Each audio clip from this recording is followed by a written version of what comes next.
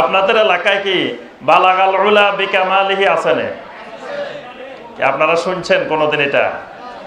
হ্যাঁ, এটা তো এই এলাকায় থাকার কথা না, ব্রাহ্মণবাড়িয়া, কারণ এই দেশ আলেম ওলামার দেশ। কারণ বালাগাল উলা হলো একটা কবিতা, এটা দরুদ না। এটা কি? শেখ সাদি রহমতুল্লাহ আলাইহির কবিতা। তো কবিতা তো দরুদ হইতে পারে না। দরুদ এক জিনিস, কবিতা আরেক জিনিস। কবিতা আমিও বানাইতে পারি, আপনিও বানাইতে পারেন, কবি যে কেউ হইতে পারে, কিন্তু এবাদত সবাই বানাইতে, এবাদত বানানোর একমাত্র ক্ষমতা কার? আল্লাহ পাক নির্দেশ দিবেন, আল্লাহ রাসূল সাল্লাল্লাহু আলাইহি সাল্লাম ওই এবাদতটা কেমনে করতে হবে এটা দেখাই দিবেন। তাহলে কোন কবি কোনোদিন এবাদত বানাইতে পারে না, কবি কবিতা লিখতে পারে। তো শেখ সাদি রহমতুল্লাহ আলাইহি কবিতা লিখছেন, এটা দরুদও না, মিলাদও না। কি বলেন? অথচ আপনাদের ব্রাহ্মণবাড়িও বলতেছেন এটা দিয়ে নাকি বাড়ি উদ্বোধন করে, ঘর উদ্বোধন করে, দোকান উদ্বোধন করে, গাড়ি উদ্বোধন করে, টয়লেট উদ্বোধন করে, সব উদ্বোধন হয় এটা দিয়ে, হয়নি? কি বলেন? তাহলে আপনাদের এলাকায় বোঝা যাচ্ছে বেদাত আছে। আবার কোন কোন এলাকায় দেখা যায় যে মানুষ দরুদ পড়তেছে, দরুদ পড়তে পড়তে হঠাৎ করে দাঁড়ায় যায়, ইয়া নবী সালামু আলাইকা, এরকম বলে বলে দাঁড়ায় যায়। আপনাদের এলাকায় তো এটা নাই আলহামদুলিল্লাহ। কি আছে? কি কয়? এই দেশে এত ওলামায়ে কেরাম, ব্রাহ্মণবাড়িয়া, এত বড় বড় মাদ্রাসা, এই দেশে তো এই জাতীয় শিরকি কাজ কারবার থাকার কথা না। কারণ নবী সাল্লাল্লাহু আলাইহি সাল্লামকে আমি সালাম দিব, সালাম কেমনে দিতে হবে আল্লাহ পাক শিখাই দিয়েছেন না? শিখাইছেন? আত্তাহিয়াতুর মধ্যে সালাম পড়েন কিনা? আত্তাহিয়াতু লিল্লাহি ওয়াস সালাওয়াতু ওয়াত তাইয়্যিবাত, আসসালামু আলাইকা আইয়ুহান নাবিয়্যু ওয়া রাহমাতুল্লাহি ওয়া বারাকাতুহু। নবী সাল্লাল্লাহু আলাইহি সাল্লামকে কিভাবে সালাম দিতে হবে আল্লাহ রাব্বুল আলামিন শিখাই দিয়েছেন। তাহলে আত্তাহিয়াতুর মধ্যে আমরা যে সালাম দিই, দাঁড়ায় দাঁড়ায় দিই না বসে বসে দিই? আত্তাহিয়াতুর মধ্যে কেমনে দিই সালামটা? তাহলে আত্তাহিয়াতুর মধ্যে, নামাজের মধ্যে যদি বসে বসে দিতে পারি, তো অন্য সময় দাঁড়াইতে হবে কেন? দাঁড়ানো লাগবে কেন সালাম দিতে গেলে? নবী সাল্লাল্লাহু আলাইহি সাল্লামকে সালাম দিব যে অবস্থায় আছে সেই অবস্থায় দিব। কিছু বসে বসে দিলাম, হঠাৎ করে লাফ মারি দাঁড়াই গেলাম, কারণ কি? যদি বিশ্বাস করি যে আল্লাহ রাসূল সাল্লাল্লাহু আলাইহি সাল্লাম এখানে চলে আসছেন, আমি দরুদ পড়ি দেখি নবী সাল্লাল্লাহু আলাইহি সাল্লাম এসে হাজির হয়ে গেছেন, শিরক। নবী সাল্লাল্লাহু আলাইহি সাল্লাম পৃথিবীর সব জায়গায় হাজির হন না। যদি কেউ বিশ্বাস করে যে আল্লাহ রাসূল সাল্লাল্লাহু আলাইহি সাল্লাম হাজির নাজির, সব জায়গায় হাজির, সব দেখেন, এটা শিরকি আকীদা, এটা শিরক। তাহলে আমি নবী সাল্লাল্লাহু আলাইহি সাল্লামকে দরুদ সালাম আল্লাহ পাক যেভাবে শিখাইছেন সেইভাবে দিব। কিন্তু এই যে পদ্ধতিগুলো, সিস্টেমগুলো, এগুলো কি? এগুলো শিরক এবং বেদাত। খতম আসেনি আপনাদের দেশে? খতম, বড় খতম, ছোট খতম, মাঝারি খতম, হালকা খতম, মোটা খতম, চিকন খতম আছে এগুলো? আল্লাহ রাসূল সাল্লাল্লাহু আলাইহি সাল্লাম এই জাতীয় কোন খতম আমাদেরকে শিখান নাই, সাহাবায়ে কেরাম শিখান নাই, যুগে যুগে সালাফে সালেহিনেরা শিখান নাই।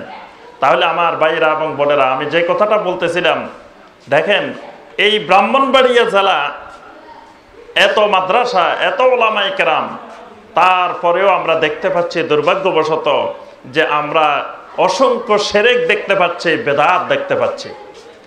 এখন এই শিরক আর বেদাত দূর করা দরকার আছে কি নাই? নাকি শিরক বেদাত এইভাবে চলতে থাকবে? এই শিরক বেদাত সমাজ থেকে দূর করা ফরজ।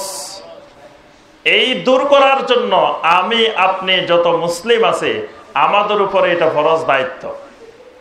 এখন কেমনে দূর করবেন? আপনি যখন দূর করতে যাবেন, তখন প্রথম যদি যাই বলেন যে খবরদার আল্লাহর ওলির কবরে সাজদা করা যাবে না, এগুলো করলে শিরক। আপনাকে বলবে যে মিয়া, যে এই আল্লাহর ওলি আমি কি করি না করি সব দেখে, আল্লাহর ওলি সব জানে, আল্লাহর ওলির বরকতে দেখেন আমার ব্যবসা বাণিজ্যে কত উন্নতি হয়েছে, আল্লাহর ওলির কারণে আমার এই কোটি কোটি টাকা পয়সা হয়েছে। এই জাতীয় মূর্খতাসুলভ কথাবার্তাগুলো দূর করতে হলে দরকার কি? এলেম। এলেম লাগবে। এলেম না হইলে জাহেল মানুষকে সারা জীবন বুঝাইও শিরক দূর করাতে পারবেন না। কারণ এইটা বুঝতে হলে, তাওহীদ বুঝতে হলে, শিরক বুঝতে হলে তার ভিতরে কিছু জ্ঞান থাকা লাগবে, এবং এই জ্ঞানটা এমন জ্ঞান হইতে হবে যেই জ্ঞান মানুষের চিন্তা জগতে পরিবর্তন আনে। আবু জাহেলের কাছেও কিন্তু জ্ঞান ছিল, বিশাল জ্ঞান ছিল। আবু জাহেল কিন্তু মূর্খ ছিল না, অনেক বড় জ্ঞানী ছিল, কিন্তু জ্ঞানী হওয়ার পরেও তার জ্ঞানটা কোনো কাজে আসে নাই। ওই জ্ঞান দিয়ে সে তাওহীদ ছিনে নাই, ওই জ্ঞান দিয়ে শিরক ছিনে নাই। এই জন্য এমন আলেম লাগবে, এমন এলেম লাগবে যেই এলেম দিয়ে তাওহীদ চিনা যায়, শিরক চিনা যায়। এমন আলেম যেই আলেম তাওহীদের পক্ষে থাকবে, শিরকের বিরুদ্ধে থাকবে। এমন আলেম দরকার যেই আলেম সুন্নতের পক্ষে, বেদাতের বিরুদ্ধে, যেই আলেম সুন্নত আর বেদাতের পার্থক্য বুঝে। এই জন্য আমার ভাইয়েরা এবং বোনেরা, এই জন্য বর্তমানে বাংলাদেশের প্রত্যেক জেলায় জেলায়, প্রত্যেক উপজেলায়, প্রত্যেক এলাকায় এইরকম জহিরুল ইসলাম আল হুদা মডেল মাদ্রাসার মতো মাদ্রাসা প্রতিষ্ঠা করার প্রয়োজন হয়ে পড়েছে। আজকে এই জন্যই মাদ্রাসা জহিরুল ইসলাম আল হুদা মডেল মাদ্রাসা, এই মাদ্রাসার দরকার। এই জন্যই এই বাংলার জমিন থেকে শিরক এবং বেদাতকে উৎখাত করার জন্য, তাওহীদ এবং সুন্নাতকে প্রতিষ্ঠিত করার জন্য, যেই এলেমের বিপ্লব, যেই জ্ঞানের বিপ্লব, যেই জ্ঞানের মাধ্যমে এগুলো মানুষকে স্পষ্ট করে দেওয়া যায়, ওই জাতীয় জ্ঞান বিতরণের জন্যই এরকম মাদ্রাসা আমাদেরকে প্রতিষ্ঠা করতে হবে। তার সাথে সাথে আমাদের সবাইকে এই মাদ্রাসাগুলোকে সহযোগিতা করতে হবে, এটা আমাদের ইমানের দায়িত্ব। এই এলাকাবাসী সকল ভাই বোনকে অনুরোধ করব যে আমার সম্মানিত ভাই ও বোনেরা, এই মাদ্রাসাকে সর্বপ্রকার সহযোগিতা করবেন। কিন্তু আজকে আপনাদের সহযোগিতা হয়তো তত ভালো লক্ষ্য করি নাই, ইনশাআল্লাহ সামনে থেকে সহযোগিতা আরো ভালোভাবে লক্ষ্য করব, এটাই আশা করি। কারণ আজকে আমাদের এলাকায় ওই নোয়াখালী অঞ্চলে একটা কথা আছে যে মানে যখন মেহমান আসে, মেহমানকে খাওয়াইলেন, মেহমানদারি করলেন, করার পরে যদি মেহমান উঠি চলে যায়, এটা কিন্তু মেহমানের ভদ্রতা না। খাওয়া দাওয়া করাইলে খাওয়া দাওয়ার পরে কিছুক্ষণ বসতে হয়, কিন্তু দেখতেছি এই এলাকার বাইরেরা সব চলে গেছে, খাওয়া দাওয়ার পরে বসে নাই। কিন্তু খাওয়া দাওয়ার পরে বসার দরকার ছিল, খোঁজ খবর রাখা দরকার ছিল, আজকে কেন খাওয়াইলো, কেন দাওয়াত, এখানে কি, কারা আসবেন, কারা কথাবার্তা বলবেন, একটু শুনে যাই কি বলে। এগুলো তো একটা সৌজন্যতা, একটা ভদ্রতা, এগুলো আমাদেরকে বজায় রাখতে হবে। এই জন্য আগামীতে ইনশাআল্লাহ এই মাদ্রাসার যে কোনো প্রোগ্রামে, যে কোনো সময় আপনাদেরকে ডাকা হবে ইনশাআল্লাহ। এখানে এসে আপনারা সময় দিবেন, বসবেন, কথাবার্তা শুনবেন। খাওয়া দাওয়া মূল বিষয় না, খাওয়াইলো কি খাওয়াইলো না এটা মুখ্য বিষয় না। খাবার তো আপনি বাড়িতেও খাইতে পারবেন, যে কোনো জায়গায় খাইতে পারবেন, খাবার একটা বিষয় না। কিন্তু এখানে তো মূল দাওয়াত হলো আপনার এই কথাবার্তা শোনার জন্য, দিনী আলোচনা বসার জন্য দাওয়াত। আপনাদেরকে তো মূলত খাওয়ার জন্য দাওয়াত দেয় নাই। খাবার তো আপনারা এখানে আসছেন মেহমান হিসাবে, মেহমানদারি করতে হবে, খাওয়াইতে হবে, কিন্তু মূল আপনাদেরকে যে উদ্দেশ্যে আজকের দাওয়াত দেওয়া হয়েছে সেটি হলো এখানে অনেক ওলামায়ে কেরাম আসবেন, কোরআন সুন্নাহর কথাবার্তা হবে, সেগুলো শোনার জন্য। ইনশাআল্লাহ সামনের থেকে এই বিষয়গুলো খেয়াল রাখার চেষ্টা করবেন। আমার সম্মানিত ভাই ও বোনেরা, বর্তমান দুনিয়াতে, সারা পৃথিবীতে বর্তমানে ফেতনা আর ফেতনা, ফেতনা আর ফেতনা, অসংখ্য ফেতনার কবলে সারা দুনিয়া। একজন মুমিনের পক্ষে ঈমান রাখা খুবই কষ্টকর, খুবই কষ্টকর। কারণ অসংখ্য ফেতনার বেড়াজালে বর্তমানে মুসলিম উম্মাহ। সেখানে আপনি সূক্ষ্মভাবে চিন্তা করবেন যে এই পৃথিবীর সকল ফেতনার মধ্যে সবচেয়ে বিশুদ্ধ আকীদা এবং বিশুদ্ধ মানহাজ কোন এলাকার, কোন অঞ্চলের, কোন জায়গার উলামায়ে কেরামের, এটা আপনাকে প্রথম খুঁজে বের করতে হবে।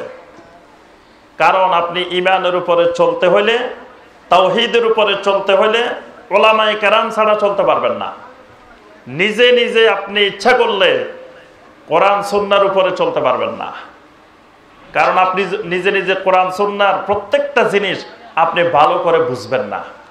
আপনাকে কোনো না কোনো আলেমের অনুসরণ করতেই হবে, যে কোনো আলেমের অনুসরণ করতেই হবে। এই জন্য আল্লাহ পাক কোরআনে কারিমে বলে দিয়েছেন, ইয়া আইয়ুহাল্লাযীনা আমানু আতিউল্লাহ ওয়া আতিউর রাসূল ওয়া উলিল আমরি মিনকুম, হে ঈমানদারগণ তোমরা আনুগত্য করো আল্লাহর, ওয়া আতিউর রাসূল আনুগত্য করো রাসূলের, ওয়া উলিল আমরি মিনকুম তোমাদের মধ্যে যারা উলিল আমর তাদেরও আনুগত্য করো। এই উলিল আমর হলো আল উলামা ওয়াল উমারা, উলামায়ে কেরাম এবং শাসকেরা, এরা হলো উলিল আমর। এদের কথা মানতে হবে, এদের আনুগত্য করতে হবে, এদের কথা শুনতে হবে। তাহলে উলামায়ে কেরামের আনুগত্য ছাড়া, উলামায়ে কেরামের কথা শোনা ছাড়া আপনি আমি দ্বীনের উপরে চলতে পারবো না। এখন এই ইলমটা একটা দ্বীন। আল্লামা ইবনে সিরিন রাহিমাহুল্লাহ, প্রখ্যাত তাবেঈ, তিনি বলছেন ইন্না হাযাল ইলমা দ্বীন, ইলম হলো এক দ্বীন। মানে ইসলামের আরেক নাম ইলম। ইলম ছাড়া ইসলামে কিছু হয় না, ঈমানও হয় না, কোনো আমলও হয় না, সব কিছুর মধ্যে ইলম লাগে। এজন্য ফানজুরু আম্মান তাখুযুনাহু, তুমি ওই ইলমটা কার থেকে নিতেছো, কোথা থেকে নিতেছো, এটা তোমাকে দেখতে হবে। এটা দেখে ইলম নিতে হবে।